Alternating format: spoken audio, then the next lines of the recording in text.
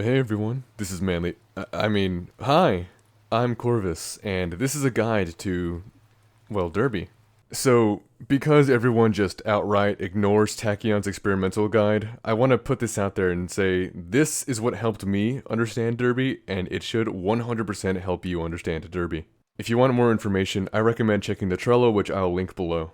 Alongside the Trello link in the description of the video, I've also labeled timestamps. I've organized with whichever's first as the most important mechanic to learn before you actually start winning races. The timestamps in the description of this video should help with that. You'll know what each dynamic strategy does for you if you hover over it.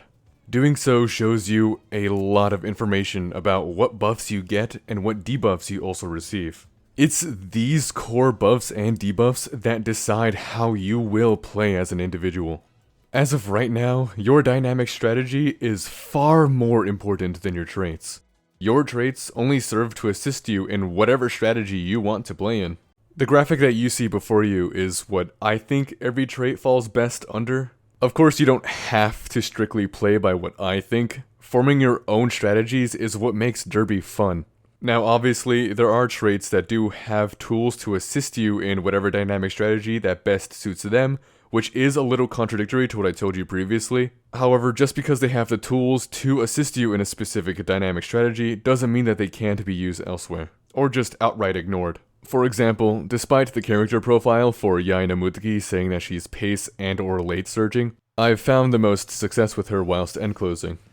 Generally, for frontrunners, you'd want to start your spurt sometime during the final straight. For pace chasers, I recommend using this marker here as a guide to mark the halfway point of the turn. For late surgers, before the halfway of the turn and after you hit the final stamina QTE will be when you generally want to start. And lastly, for end closers, the moment that you see late race appear on your screen is typically when you'd want to start your own spurt. Sorry that did take a while to explain. I do want to emphasize that your strategy is the most important thing in this game, especially during the late race. Up next are the reactionary QTEs. The stamina QTE, known as fatigue recovery, does exactly that, recovers a little bit of your fatigue. In addition to that, you are temporarily slowed down for the time being. If you want to keep your speed, it's recommended not to hit this QTE, or if you just have no stamina in general, since there would be no point in hitting it. But if you feel better safe than sorry, then go right ahead. If you're end closing, do not hit this QTE at the last corner. This will 100% slow you down and kill your run. The fatigue recovery QTE only appears at the start of every corner.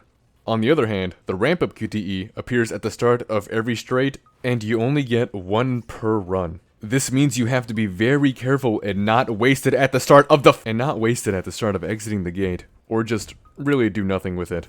The ramp up QTE speeds you up. That's it. I'm not being serious, but that is generally what it boils down to. It does waste away at your stamina, but not your fatigue, so that's why you want to generally save it towards the end. I'm saying generally a lot because that goes for pace, late, and end closers, but for frontrunners you'd want to use your ramp up QTE in the backstretch. I've got more information about this on my guide to Suzuka if you need that. I'm also surprised that not a lot of people know that you can continue running even without stamina. You start to bleed into your fatigue meter if you do, acting as though it were a second stamina bar. The buzzword for this is guts. To put this simply, this just means that you can start your spurt a lot earlier than you may think. See? That was pretty easy.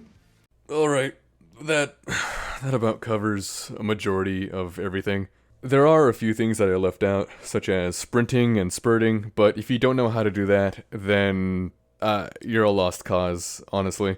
Otherwise, that about covers more of the complexities of Derby. As time goes on, I'm sure you'll gain your own experience and have your own customs, but otherwise, this is a simple guide to Derby mechanics. Hope it helped.